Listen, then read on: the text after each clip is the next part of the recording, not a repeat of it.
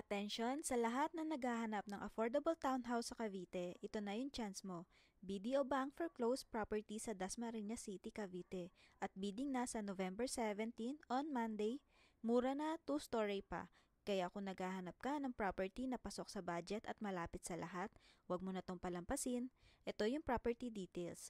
Located sa Barangay Sabang, Dasmariñas City, Cavite. 2-story townhouse inner lot. Floor area 93 square meter. Lot area 60 square meter. 3 bedrooms, 1 toilet and bath, may powder room pa. May 1-car garage. At ang pinaka good news, yung bidding price, 1,630,300 lang for a 2-story townhouse sa Dasma. Grabe, sulit na to.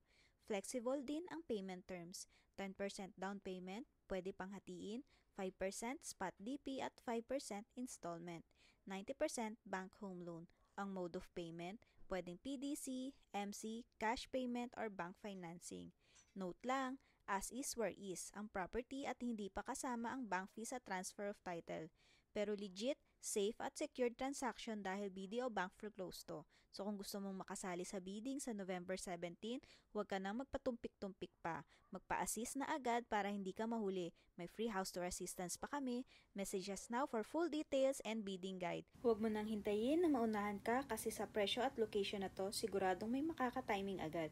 BDO Bank foreclosed property sa Dasmariñas City, Cavite. Baka ito na ang next dream home mo.